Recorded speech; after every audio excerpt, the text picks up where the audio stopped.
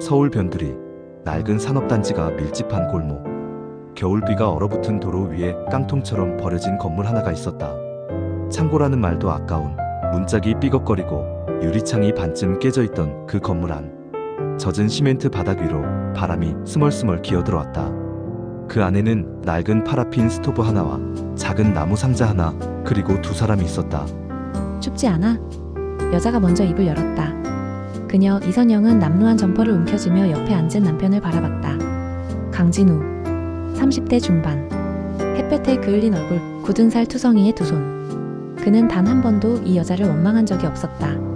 하지만 오늘만큼은 한겨울 찬바람 속에서도 왠지 두려웠다. 그는 조심스럽게 선영의 손을 잡았다. 따뜻했다. 괜찮아. 당신 있잖아. 진우가 작게 웃었다.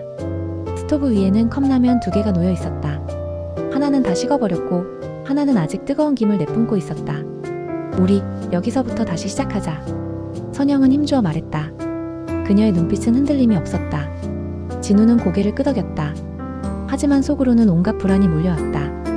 은행 잔고 27,000원. 밀린 월세 3개월. 거래처 없음. 인맥 없음. 그저 이 여자 하나 믿고 다시 시작하자니. 두려웠다. 그러나 동시에 믿고 싶었다. 테이블 위에는 낡은 수첩이 놓여 있었다. 거기에는 볼펜으로 꾹꾹 눌러 쓴 글씨들이 있었다. 첫 번째 목표 중고 트럭 한 대 사기. 두 번째 목표 월세 탈출 전셋집 가기. 세 번째 목표 서로를 절대 배신하지 말 것. 기억해. 우리가 여기까지 온 이유를. 선영이 수첩을 덮으며 말했다. 네가 내 손 놓지 않는 한 나도 절대 당신을 놓지 않을게. 진우는 숨을 깊게 들이마셨다. 그래. 다시 해보자. 그들은 아무것도 없었다. 세상은 둘에게 기대할 것도 희망도 주지 않았다. 그러나 그들의 사이에는 확고한 신뢰가 있었다. 차가운 겨울바람 속에서 따뜻한 숨결이 포개졌다. 아무것도 가진 것 없는 두 사람. 서로를 전부로 삼은 그들이 세상을 향한 첫 번째 싸움을 시작하려 했다. 그리고 그 밤 그 허름한 창고 안에서 맹세한 이 약속이 20년 후 어떤 비극을 불러올지 아무도 알지 못했다. 진우와 선영이도 일부 아내의 손을 잡고 무에서 유로. 겨울이 지나 봄이 왔지만 두 사람의 삶은 좀처럼 녹지 않았다. 이선영은 이른 새벽 진우보다 먼저 눈을 떴다. 허름한 다세대 빌라 반지하 방. 벽지는 눅눅하게 젖어 있었고 창문은 결로로 늘 물기가 흥건했다. 전기장판 위에 놓인 얇은 여. 그 위에 남편은 깊이 잠들어 있었다. 선영은 조심스럽게 그의 얼굴을 쳐다봤다. 거칠어진 얼굴선. 심하게 갈라진 입술. 오늘도 버텨야 해. 혼잣말을 하듯 선영은 조용히 중얼거렸다. 그녀는 낡은 운동화를 꿰어 신고 아침 일찍 편의점 아르바이트를 하러 나갔다. 진우는 오후에 일어났다. 부스스한 머리, 거칠어진 손바닥. 그는 아내가 쓴 메모를 보았다. 아침 식사는 냉장고에 있어. 오늘 거래처 상담 잘하고 와. 우리 같이 버티자. 작은 메모 한 장. 진우는 그걸 손으로 꼭 쥐었다. 그것이 그에게 남은 유일한 희망이었다. 오후, 진우는 중고 트럭 매매상에 갔다. 5톤 트럭. 20년 넘은 중고차. 엔진 소리는 영 엉망이었다. 야, 이거 200만 원이면 가져가. 내가 봐도 오래 못 버틸 것 같아. 매매상의 퉁명스러운 말에도 진우는 트럭을 샀다. 그리고 트럭 위에 붉은색 스프레이로 글자를 썼다. 강진우 고철 수거 전문. 처음에는 창피했다. 그러나 그런 감정은 금세 사라졌다. 굶어 죽는 것보다 지금 당장 일거리를 따는 게 더 급했다. 첫 거래처는 성북구 골목에 있는 작은 공장이었다. 진우는 떨리는 손으로 초인종을 눌렀다. 누구세요? 안녕하세요. 고철 수거 왔습니다. 그는 머리를 조아리며 큰 소리로 말했다. 거절당했다. 5번, 10번, 20번. 비가 오는 날도, 눈이 오는 날도 진우는 트럭을 몰고 서울 전역을 돌았다. 하루 종일 뛰어다녀도 모은 고철은 손바닥만큼. 기름값을 제하면 남는 게 없었다. 그럼에도 그는 포기하지 않았다. 집에 돌아오면 선영은 늘 따뜻한 국을 끓여두었다. 오늘은 몇 건 했어? 3군데. 다 조그만 물량이었지만 진우가 고개를 숙이면 선영은 아무 말 없이 그의 손을 잡아주었다. 잘했어. 정말 잘했어. 그 한마디에 진우는 다시 세상을 향해 나아갈 힘을 얻었다. 3개월 후 첫 번째 단골 거래처가 생겼다. 남영동에 있는 철공소. 사장이 진우에게 말했다. 너 정직해서 좋다. 다음에도 연락할게. 그 말 한마디가 진우에겐 하늘을 나는 듯한 기쁨이었다. 6개월 후 그들은 첫 월급을 넘겼다. 7개월 후 트럭 대금을 모두 갚았다. 8개월째 통장 잔고가 처음으로 100만 원을 넘었다. 그날 진우는 손수 만두를 빚어 선영에게 저녁을 차려주었다. 당신 덕분이야. 아니야, 당신이 했어. 두 사람은 소박한 식탁을 마주하고 웃었다. 창문 밖에는 겨울이 다시 오고 있었지만 방 안은 따뜻했다. 그들은 알고 있었다. 이 따뜻함이 돈으로는 살 수 없는 것이란 걸. 2부 수백억대 사업체로 성장 풀버전. 서울 2005년 봄. 아직은 찬기가 남아있는 아침, 강진우는 낡은 트럭 위에 서 있었다. 트럭은 오래된 고물수거용 트럭이 아니라 광택이 반짝이는 새하얀 5톤 트럭이었다. 선영이 숨죽이며 트럭을 바라보았다. 진짜 우리 거야? 그래, 우리 거야. 진우는 말없이 키를 건넸다. 선영은 그 키를 두 손으로 꼭 쥐었다. 눈물이 핑 돌았다. 창고에서 함께 부들부들 떨던 그날이 떠올랐다. 그날 이후 단 하루도 쉬지 않고 달려왔다. 그리고 이제 이들은 사업자가 되었다. 진우는 회사를 만들었다. 강진우 메탈, 고철 수거를 넘어 건설 폐기물, 금속 자원 수출까지 손을 뻗었다. 처음에는 직원 1명, 사무실은 반지하 원룸. 하지만 불과 3년 만에 10명의 직원을 둔 작은 회사로 성장했다. 2008년 세계는 금융위기로 휘청였지만 아이러니하게도 고철 가격은 치솟았다. 재활용 금속 자원 수요가 급증한 것이다. 진우는 과감하게 베트남과 중국으로 시장을 넓혔다. 서울 본사, 인천 항만 창고, 베트남 하노이 사무소까지. 짧은 시간 동안 진우는 스스로도 믿기 어려운 성장을 이뤘다. 벤츠 E클래스, 청담동 고급 아파트, 명품 시계, VIP 골프 회원권. 그가 원하는 것은 거의 다 가질 수 있었다. 그러나 모든 것은 변한다. 어느 날 저녁, 선영은 집안 식탁을 정리하며 말했다. 우리 좀 쉬자. 쉬어? 응. 너무 빨리 달렸어. 당신도 나도 숨 돌릴 시간이 필요해. 진우는 대답하지 않았다. 대신 폰을 들여다보며 미소를 지었다. 그 폰 안에는 오늘 막 입사한 경리팀 대리 윤지혜의 메시지가 있었다. 사장님, 오늘 멋졌어요. 다음 출장 때도 잘 부탁드려요. 진우는 모르게 웃음이 새어나왔다. 선영은 그 미소를 놓치지 않았다. 아주 작은 균열. 하지만 그 균열은 금방이라도 무너질 것처럼 불안정하게 흔들리고 있었다. 봄이 오기 시작한 어느 날, 강진우는 사무실 한쪽 책상 앞에 서 있었다. 신입 직원 오리엔테이션. 30대 초반의 젊은 여성이 고개를 숙였다. 윤지혜입니다. 잘 부탁드립니다. 짧은 머리, 단정한 옷차림, 하지만 눈빛만큼은 놀라울 정도로 선명하고 자신감 있었다. 진우는 스쳐 지나가는 듯 그녀를 바라봤다. 흔한 신입사원 중 하나라고 생각했다. 처음에는. 며칠이 지나고 지혜는 유난히 빠른 적응력을 보였다. 거래처 정리, 매출 보고서, 비용 계산. 진우가 부탁하지 않아도 미리미리 정리해오는 부지런함. 그녀는 일 처리가 능숙했다. 그러나 그것보다 더 눈에 띄는 건 사장인 진우를 향한 세심한 배려였다. 사장님, 회의 전에 커피 한 잔 드세요. 그녀가 건네는 따뜻한 커피 한 잔. 그 작은 친절이 진우의 굳은 어깨를 순간 부드럽게 풀어주었다. 그는 무심코 고개를 끄덕였다. 점심시간, 지혜는 무심한 듯 다가왔다. 사장님은 어떤 음식 좋아하세요? 글쎄, 뭐든 잘 먹지. 진우는 대수롭지 않게 답했지만 그녀는 조용히 기억해두었다. 며칠 후 출장지에서 준비된 도시락에는 진우가 좋아하는 깔끔한 돼지갈비덮밥이 담겨 있었다. 대단한데? 진우는 웃으며 말했다. 그녀는 수줍게 웃었다. 진우는 알아차리지 못했다. 아니, 어쩌면 애써 외면했는지도 모른다. 그녀의 눈빛이 단순한 존경이 아니라는 걸. 야근이 이어지던 어느 날 밤, 사무실에는 진우와 지혜 단둘만 남았다. 노트북 불빛 아래 지혜는 머리를 묶고 있었다. 긴 목선이 드러났다. 진우는 무심코 그 모습을 바라봤다. 순간 지혜가 고개를 돌렸다. 두 사람의 눈이 마주쳤다. 어색한 정적. 진우는 헛기침을 하며 시선을 돌렸다. 그러나 가슴 한구석 어딘가에서 작은 파문이 일고 있었다. 지혜는 알았다. 그 짧은 교차된 눈빛 속에 틈이 생겼다는 것을. 그리고 그녀는 기다렸다. 출장이 잡혔다. 목포. 진우와 지혜 둘뿐이었다. 호텔 체크인. 비 오는 밤. 진우는 침대에 몸을 던지듯 누웠다. 하루 종일 쌓인 피로가 온몸을 짓눌렀다. 그때 노크 소리. 사장님, 잠깐 괜찮으세요? 지혜였다. 손에 맥주 2캔을 들고. 진우는 문을 열었다. 짧은 망설임. 그러나 피로와 외로움, 그리고 묘한 충동이 그를 이끌었다. 지혜는 웃으며 맥주캔을 건넸다. 오늘 너무 고생 많으셨어요. 사장님 아니었으면 저 진짜 정신 못 차렸을 거예요. 진우는 말없이 캔을 받아들었다. 소파에 앉아 둘은 맥주를 나눠 마셨다. 대화는 점점 부드러워졌다. 서로의 일, 서로의 과거, 서로의 꿈. 그녀는 고개를 숙이고 말했다. 사장님, 저 사실 존경하는 마음만은 아니에요. 진우는 숨을 삼켰다. 지혜는 천천히 그의 손등에 손을 얹었다. 뜨거운 손길. 진우는 눈을 감았다. 아내 선영의 얼굴이 스쳐 지나갔다. 창고, 반지하, 첫 트럭, 그 모든 기억이 순간 희미해졌다. 지혜의 손길은 따뜻했고 무엇보다 지금 여기에서 진우를 인정해주고 있었다. 진우는 더 이상 버티지 못했다. 그날 밤 호텔방 안에는 둘만의 숨소리만이 가득했다.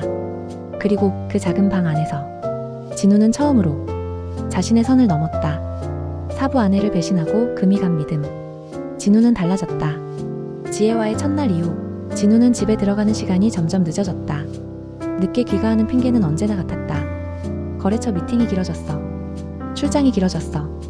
야근 좀 해야 해. 거짓말은 쉽고 습관이 되었다.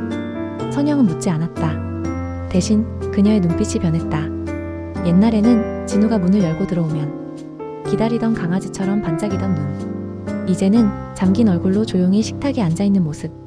진우는 알면서 모른 척했다. 회사의 핑계, 사업의 스트레스, 모든 걸 합리화했다. 그러나 어떤 날은 귀가의 문을 열었을 때 식탁 위에 놓인 찬밥을 볼 때마다 가슴이 저릿하게 아팠다. 그럴 때면 진우는 다짐했다. 이번 한 번만 딱 끊자. 하지만 다음날 지혜는 언제나 부드럽게 웃으며 다가왔다. 사장님, 오늘도 고생 많으셨어요. 제가 도와드릴게요. 그 부드러움은 진우가 오랫동안 잊고 있던 위로 같았다. 어느 날 선영은 식탁에 앉아 조용히 말했다. 당신 요즘 많이 힘들어 보여. 진우는 대답하지 않았다. 선영은 젓가락을 내려놓고 그를 바라봤다. 나는 당신 믿어. 지금도 믿어. 그런데 혹시 언젠가 당신이 나를 배신하게 되더라도. 선영은 천천히 말을 이었다. 나는 당신을 이해하지 않을 거야. 그냥 아주 차갑게 돌아설 거야. 진우는 숨이 막혔다. 그녀는 모든 걸 알고 있었다. 아직 말하지 않았지만 모든 걸. 진우는 억지로 웃으며 고개를 끄덕였다. 그럴 일 없어. 하지만 그 대답은 너무 가볍고 너무 비참했다. 선영은 아무 말 없이 고개를 끄덕였다. 그리고 그날 밤 혼자 작은 방 안에서 오래도록 울었다. 진우가 모르게. 다음날 진우는 지혜를 만났다. 고급 레스토랑, 와인 한 잔, 은은한 조명. 지혜는 드레스를 입고 있었다. 오늘 사장님 생일이잖아요. 진우는 순간 숨이 막혔다. 선영은 결혼 이후 한 번도 빠지지 않고 진우 생일을 챙겨줬다. 진우는 그 사실을 잊고 있었다. 지혜는 부드럽게 그의 손을 잡았다. 그녀의 손은 따뜻했다. 그러나 진우는 어쩐지 그 손을 붙잡고 있으면서도 몸이 서서히 얼어붙는 느낌을 받았다. 어디선가 부서지는 소리가 들려오는 것 같았다. 무엇이 부서지는 소리일까? 그것이 자신의 인생이라는 걸 그는 아직 깨닫지 못하고 있었다. 오부몰락 배신의 대가. 세상은 한순간에 무너지는 법이다. 진우는 몰랐다. 자신이 밟고 서 있던 땅이 언제부터 서서히 무너지고 있었는지를. 첫 번째 징조는 가장 신뢰하던 거래처로부터 시작됐다. 강 사장, 이번 물량 미안하지만 다음으로 미뤄야겠어. N. 갑자기 왜요? 계약 다 끝났지 않습니까? 진우는 핏대를 세웠지만 상대방은 차갑게 웃었다. 요즘 강진우 메탈 별로라던데. 우린 위험 부담 안 지려고. 짧은 통화음만 남기고 전화를 끊었다. 하루가 멀다 하고 계약 취소 통보가 쏟아졌다. 베트남 수출 루트는 막혔고 항만 창고 임대료는 밀렸다. 진우는 허겁지겁 대출을 돌려막았다. 그러나 빚은 눈덩이처럼 불어나고 있었다. 사무실 책상 위에는 밀린 거래 명세서가 쌓였다. 사장님, 직원들 월급이 나가야 하는데요. 총무팀장이 조심스럽게 말했다. 진우는 답하지 못했다. 통장 잔고는 0원. 잔고를 바라보는 그의 눈은 허망했다. 그제야 깨달았다. 자신이 맨몸으로 서 있다는 걸. 그러던 어느 날 밤 술에 잔뜩 취한 진우는 늦은 시간 지혜에게 전화를 걸었다. 지혜야, 나 힘들어. 네가 옆에 있어줘야 하는 거 아니야? 한참을 기다린 끝에 지혜는 무심하게 답했다. 사장님, 전 이제 제 일 해야 해서요. 좋은 사람 만나세요. 짧고 차가운 대답. 그녀는 진우를 위해 준비한 이별조차 없었다. 진우는 허탈하게 웃었다. 자신이 버려졌다는 걸 이제서야 실감했다. 회사는 순식간에 무너졌다. 강진우 메탈은 부도가 났고 신용불량자가 되었으며 남은 것은 파산 신청뿐이었다. 사옥은 경매에 넘어갔고 고급 아파트는 압류당했다. 벤츠, 골프 회원권, 명품 시계 모두 하루아침에 사라졌다. 아무것도 남지 않았다. 가장 참담한 건 가족이었다. 진우는 무릎을 꿇고 선영 앞에 엎드렸다. 선영아, 제발 나 좀 도와줘. 한 번만, 이번 한 번만. 그러나 선영은 그를 내려다보며 조용히 말했다. 내가 도와줄 수 있는 사람은 당신이 아니야. 그녀의 목소리는 냉정했다. 한때 온 세상을 걸고 사랑했던 여자의 목소리가. 그날 진우는 깨달았다. 모든 것을 스스로 부숴버렸다는 것을. 가장 소중한 것부터. 빈 사무실, 불 꺼진 책상, 찢어진 서류들. 진우는 홀로 앉아 마지막으로 사무실을 둘러봤다. 벽에 걸려있던 액자. 정직과 신뢰로. 붓글씨로 쓴 그 문구가 비웃듯 흔들리고 있었다. 그는 조용히 중얼거렸다. 신뢰? 웃기지 마. 텅 빈 웃음이 공간을 메웠다. 강진우 메탈. 강진우라는 이름. 이제 모두 세상에서 지워질 것이었다. 진우가 모든 것을 잃어가던 그 시간, 선영은 조용히 움직였다. 그녀는 남편이 무너지기 훨씬 전부터 이미 준비를 하고 있었다. 첫 번째, 변호사를 만났다. 결혼 생활 동안 진우 명의로 쌓은 모든 재산. 그러나 그 실질적 기여도는 선영이 만든 것이라는 사실. 선영은 꼼꼼히 자료를 모았다. 초기 창업 자금 입금 내역, 선영이 작성한 사업계획서, 직접 관리한 거래처 명단, 선영 명의로 등록된 재산 목록. 진우가 자신만의 성공이라 착각하던 순간에도 선영은 증거를 하나하나 모아두었다. 두 번째, 회계사를 만났다. 진우 몰래 쌓아둔 비자금, 해외로 빼돌린 자산. 선영은 우연을 가장해 진우의 이메일, 비밀 금고, 사무실 서랍까지 확인했다. 그리고 조용히 웃었다. 다 숨긴다고 숨겨지나 봐. 진우는 너무 쉽게 방심했다. 세 번째, 법원에 소송을 걸었다. 이혼 및 재산분할 청구 소송. 선영은 변호사와 함께 공식 절차를 밟기 시작했다. 진우가 알기 전에 모든 준비는 완료됐다. 그리고 마침내 강진우가 파산 신청을 하는 그 순간 선영의 반격이 시작되었다. 법원 판결문이 내려졌다. 강진우 본인 명의 및 본인 관여 하에 축적된 모든 재산의 70%를 이선영에게 분할 지급. 법정안, 진우는 망연자실한 얼굴로 판결문을 내려다봤다. 무릎이 꺾였다. 재판을 마친 후 선영은 진우를 향해 마지막으로 말했다. 그 목소리는 한없이 평온했다. 강진우 씨, 당신이 버린 건 나 하나가 아니야. 당신 자신까지 버린 거야. 진우는 아무 말도 하지 못했다. 그저 바닥만 바라봤다. 선영은 뒤돌아 걸었다. 걸음은 가벼웠다. 한 걸음 한 걸음. 무너져 내리는 강진우의 세계를 등지고 선영은 자신의 세계로 걸어갔다. 거기에는 미련도 연민도 없었다. 오직 자신을 지키기 위해 싸워온 한 여자의 담담한 승리만이 있었다. 진우는 그날 이후로 선영을 다시는 볼 수 없었다. 그녀는 사라졌다. 영원히. 7부 결말 끝내 홀로 남겨진 남자. 겨울이었다. 서울 외곽 강서구. 잿빛 하늘 아래 허름한 원룸 건물들 사이 1층 구석방.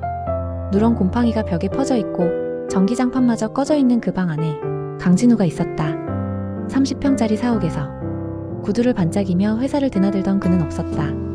이제 그는 트레이닝복 바람에 텅 빈 맥주캔을 발로 툭툭 차는 남자가 되어 있었다. 냉장고는 텅 비어 있었다.